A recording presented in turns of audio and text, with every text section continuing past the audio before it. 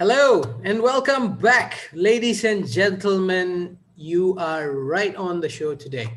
Today on VCTV, now we are going to be talking about the fashion industry, shopping, and of course, a little bit of beauty as well. So, these are the few topics that we're going to cover today. And on our show today, we have a distinguished gentleman on our panel, Mr. Fabio himself. Before I let him introduce himself, I'm just going to start off with my name. I'm Terence, and you're with LATOKEN now. So, over to you, Fabio. A quick introduction from your side and some of the businesses that you represent. Hi, Terence. Great to be here again. I'm an economist by training, so I have a PhD in economics from the University of Chicago. And after a career in international institutions such as the International Monetary Fund, the ECB, Goldman Sachs, sovereign wealth funds of the Arab countries, now I am an investment banker and an investor. And in this latest incarnation, I'm here today because I am one of the main shareholders, and I'm due to take up the presidency of a fashion company in Italy called Moda Impresa, which means fashion business. So it's, I don't think it's very original, the name, but that's a good translation. yeah, I'm sure it'll be understood globally. So there is no ambiguity in what we do, and it's very clear. So this Moda Impresa has emerged from the ashes of the fourth largest Italian textile group, which went bankrupt in 2008 as a result of the financial crisis. It did manage brands like Versace Couture, Ferragamo, Ferré. So it was one of the leading players internationally. What we did, we carved out a piece of this major company, which is specialized in a niche. So it's the niche which translates the design of the designer, so the paper idea, into a model, and then a paper model first, and then the actual prototype, which then is sent for mass production. And we do also now, with time, have started to manage some brands, for example, Sevilla Trousers, Anna Rita N, and the editor. So I would say not the leading brands in the fashion industry, but the second tier or the up and coming brands, like for younger consumer, for avant-garde taste and the young designer. So we are present at the Milan Fashion Week, and it has been like 4 years now after the initial startup phase. We are almost breaking even, and despite this devastating year as a result of the pandemics, we managed to stay afloat and to survive, actually to increase our revenues via inorganic growth. So that's where we stand. And there are interesting things in the fashion industry, because the new technologies are spreading even in what might be considered a very traditional sector. But we have more and more machine that use IT, to cut fabric, to design clothes, and so we're moving from a very traditional kind of industry into I don't want to say advanced high-tech industry, but an industry where new technologies are spreading fast. So, for Right. example, design now is done more and more via CAD, CAD, rather than through hand design. Right. We will have a match between CAD and machine that do prepare the individual prototype. So we're moving from a labor-intensive industry to a Right. tech-intensive. I think you're right there as well, and that's definitely something that we're going to talk about and cover during this episode now, Fabio, in terms of technology and all. But I think it's kind of good that we perhaps start the show with a little bit on the industry as an overhaul Mhm. itself. Now we're seeing fashion, shopping, and beauty. We're trying to lump it all up, and by the looks of it, it has been a resilient industry in the past. I mean, you rightly mentioned now you've seen growth and you still see growth as well. But how has this whole COVID-19 and the whole pandemic changing the world of fashion, shopping, and beauty? Can we give a take there?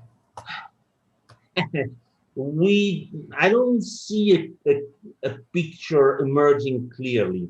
Mm, The textile, clothing, fashion industry has undergone many waves of restructuring in the past, let's say, 20 years. We've seen the low value added production move to China first, then Vietnam. Now we have Bangladesh as leading production centers. Mauritius has a thriving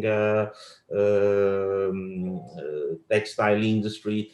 mm, Uh, and the higher value added segments were concentrated in, say, Paris, Milan, Florence, and so on and so forth.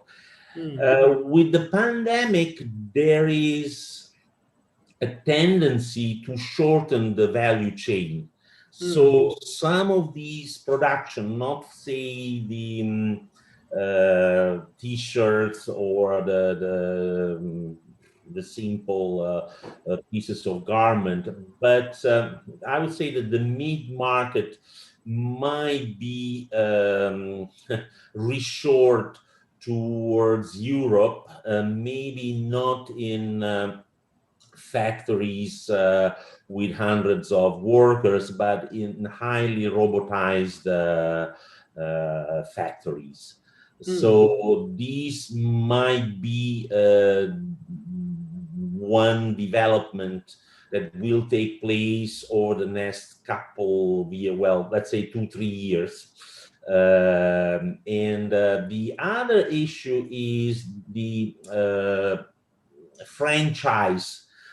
We know that a big chunk of the fashion industry is based on branding, obviously, mm, and on franchise. This business model now is under threat from the internet. You have a lot of applications where you can select, you can design your own outfit, including glasses, accessories, shoes, so you can see you can combine different brands Mm, easily, mm, seamlessly. And the next development will be, probably for the higher end market, a personalized approach. So you will be able to take your own measure, or have some device that takes, that measures your body, and then delivers an outfit mm. which exactly matches your your body Right, configuration. right. But you're So right. You're right in saying that beauty sales and all its products with fashion and all that has kind of shifted online. You're right in saying that. But does the stores still have a critical role to play? And what are those roles that you see at the moment? You see, I think that there will be a polarization. So the Mm, stores will increasingly be the lower end, like the mm, almost no brand, or low end brands, which you can buy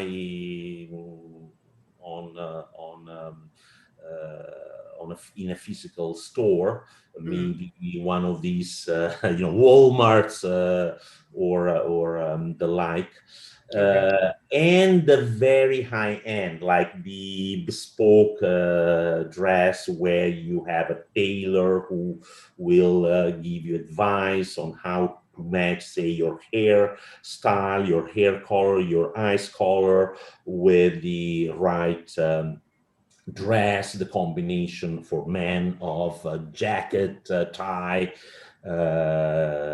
shoes, Mm, shirt, and everything else.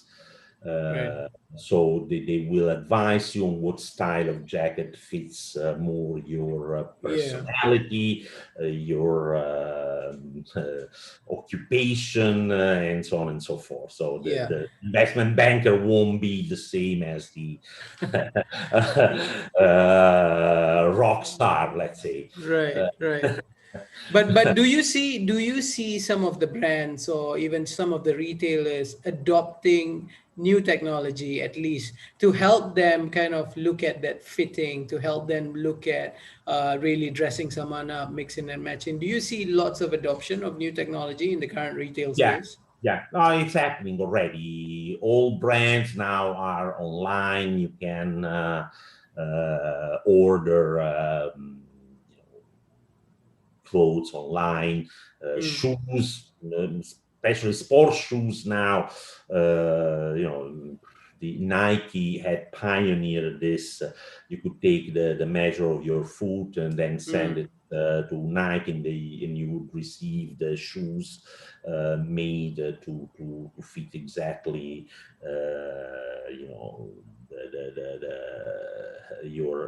your feet, if you are pronator, or all the characteristics that a runner's, let's say, advanced amateur, semi-professional runner might desire. right. This kind of approach, I think, will become the dominant approach.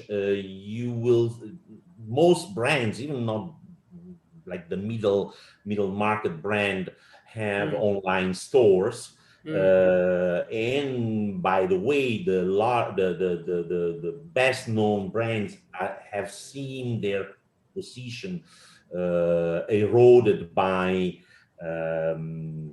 shirt makers mm. that have only online presence, and the same is happening for a lot of accessories. For example, um, sunglasses. If True, true, true. the There are But still people who want to see how they look like, but mm, increasingly you will have this software that takes a picture of you, and shows you how you look like with a certain pair of glasses, or I don't know, a hat, yeah, or yeah. whatever. Some Um, some AR VR type of technology will definitely yeah, be the more rendering. accurate. Yeah. Yeah. Yeah. The But virtual reality applied to fashion is the next, not even it, big thing, is the next natural evolution in this sector, and it's coming. yeah. Uh, it's a matter of months or few years. Yeah, it's being talked about a lot, and it's definitely something else that's being talked about is some closure of big brands, retail stores, like you Yeah. mentioned, chain stores even are closing. So how are the businesses now that are currently operating, and even new businesses coming in? Now, how are they going to overcome this pretty much lack of touch and feel almost, and this whole social distancing and all the lockdown type of shopping? How are they going to overcome this? Well, I'm not sure. Definitely, those who want to touch and feel the fabric, they Mm, want to see, the sophisticated high-end consumer will still prefer a visit to a store. mm, But you see, we always think of the consumer, as somebody who lives in a major city in a developed country, who can, with a taxi ride, reach the mm, shop of Versace or whatever, Donna Karan. mm, That's not the case. There are millions of clients who live in small town or medium-sized towns mm, who don't have the time or unless they are fashionistas to take a trip to the store. So they will have to put up with the uh, lack of touch and mm. feel, and they uh, will be happy to shop online. Right. I say that, but I don't know. I For many of these brands, the store in the central district of a city, in the fashion district of a city, has been often just a publicity uh, Mm, play. It has yeah. Some of these stores haven't made much money. It's not Right. like the Vuitton on the Champs-Élysées in Paris, where you have Japanese and Chinese clients who queue Yeah. online for hours to buy dozens of bags. Yeah. That is an exception rather than the rule. If you look at most of these high-end stores, I don't know, on Bond Street, they are deserted for the best part of the day, and only on weekends you see some activity. Right. Right. Not sure how profitable they might be Yeah. if you exclude the Christmas sales and a few other very specific periods of the year. True, true. I think Fabio, I want to get your kind of thoughts on this as well. I mean, we as men, at least, I'm pretty comfortable in a suit. I want to wear a suit, but now we're sitting behind a camera and a Zoom call and all that. And even for the ladies, I don't know the amount of makeup in the beauty section or the amount of formal suits being bought, being tailored. That's definitely going to see a drop. So, what's the next fashion trend going to be, you think? I'm not sure, but I mean, if you are looking forward to to your girlfriend or your wife, new austere habits, I wouldn't, I wouldn't hold my breath. Yeah. Women will always buy, the dozens of shoes, even if they wear them once. So I think it's So likely.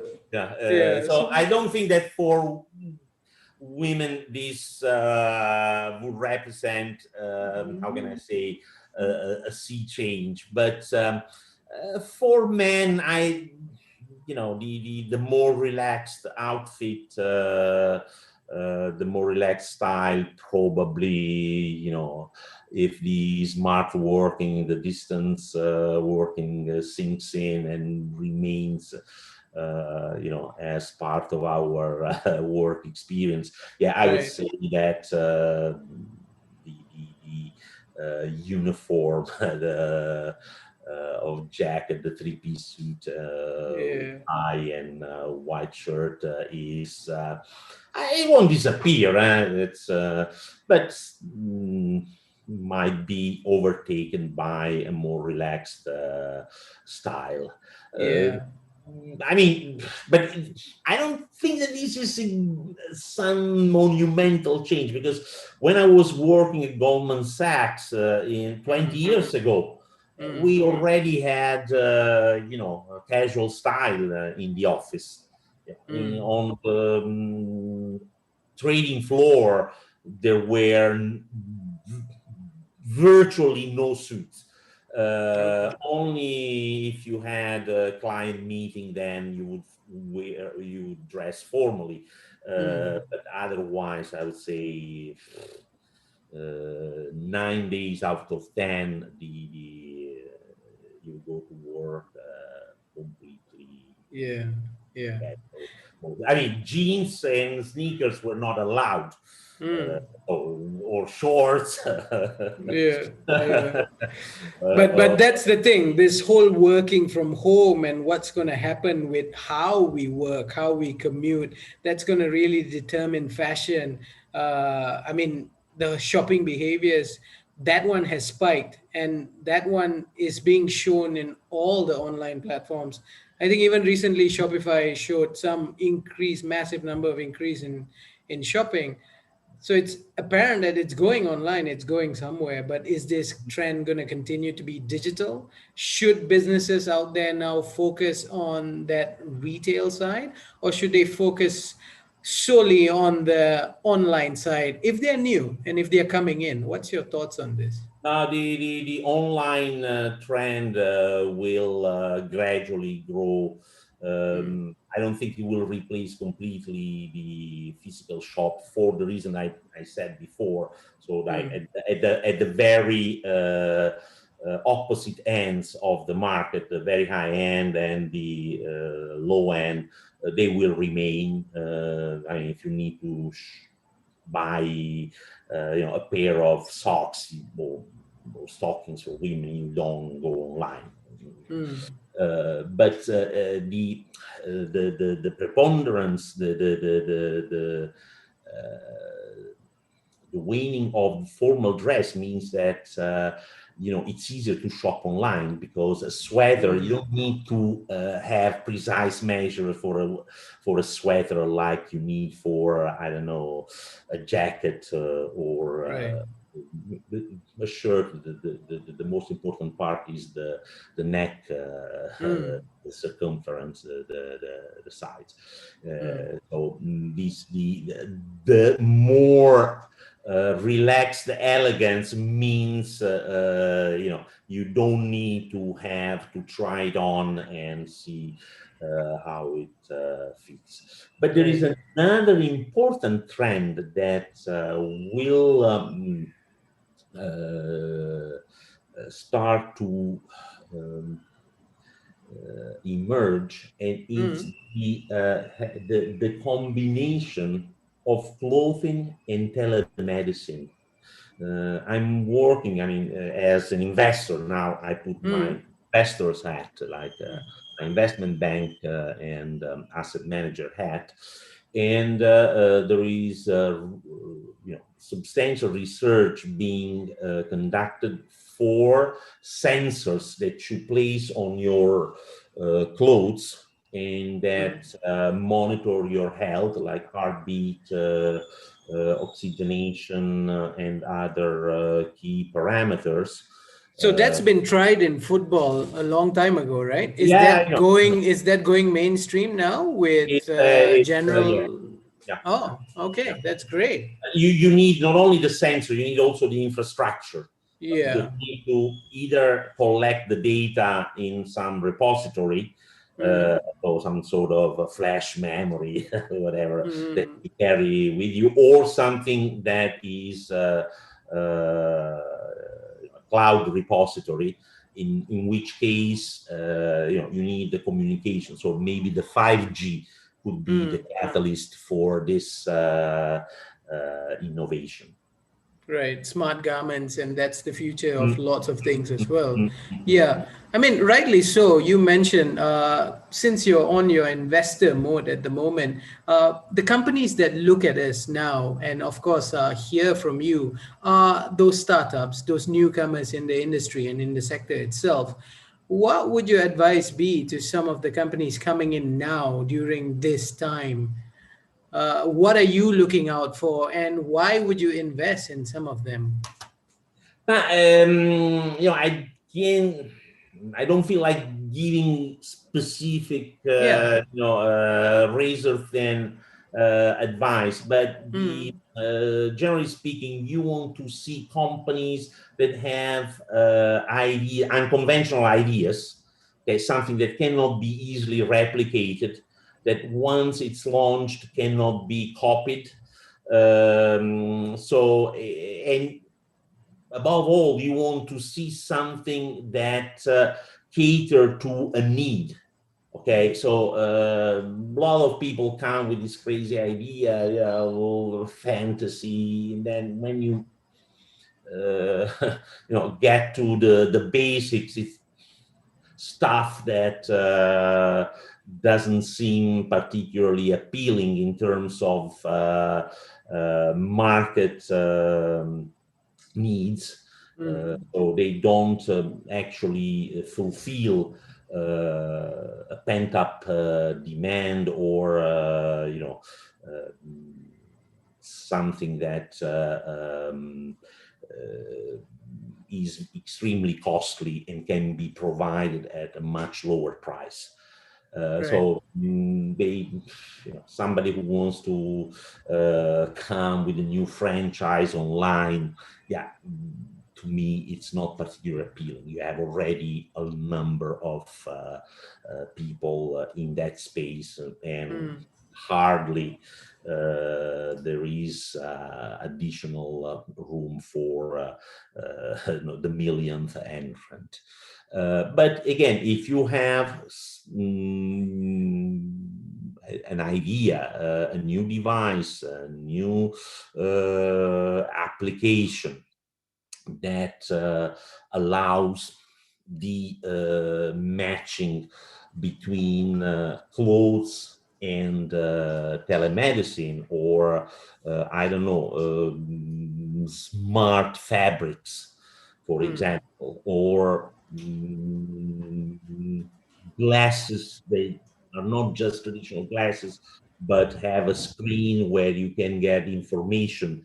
For example, I've seen, not exactly in the glass market, but in the motorcycle helmets. Wow, the rear view mirror, right? visor, a Yeah, visor which gives you all the information on, I don't know, speed, road conditions, right. dangers,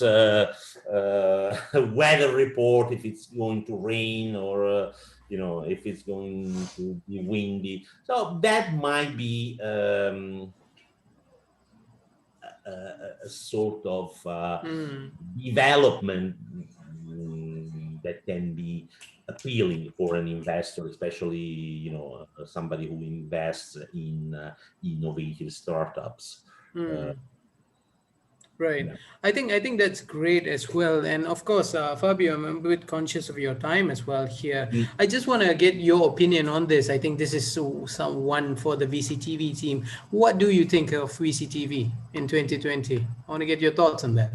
No, it's well. This is one of the you're riding a wave, which is the online information business, Mhm. and I've been a regular guest on your shows, and this has been great. You have brought together professionals from all over the world, and both in terms of speakers and audience.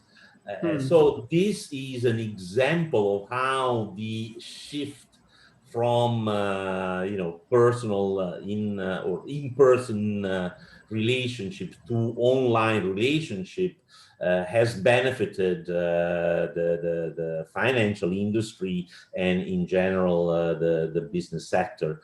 So yeah, I think it's a great venture that you took up, and I think it's been extremely successful, at least from my point of view. I always like to be here. I always like to hear my the other participants in the event. I Right. always learn a lot. I forged great relationships. So two thumbs up. Great, great. And for all of you viewing and watching us from wherever you are, you heard it here first on VCTV. It's a great platform to reach your fellow investors. If you want to speak to them, links are below. If you're on our YouTube page, again, click like and subscribe. If you're on our main page, if you want to speak to Fabio one-on-one and get his thoughts on some of your business ideas, this is a good platform to do it. So, Fabio, before we end the show, to your last piece of advice or anything that you want to plug to some of the people watching with regards to the topic today. I don't know. My general piece of advice is, if you are in the mood of launching some startup, you're probably wrong. But that shouldn't discourage you. What I'm trying to say is that the first idea is not going to work. You have to have that idea, but you need to verify with professionals, with people with experience. And then you can refine your idea, fine tune it, reconfigure it, and then you're much more likely to get it right. So your first shot won't hit the target.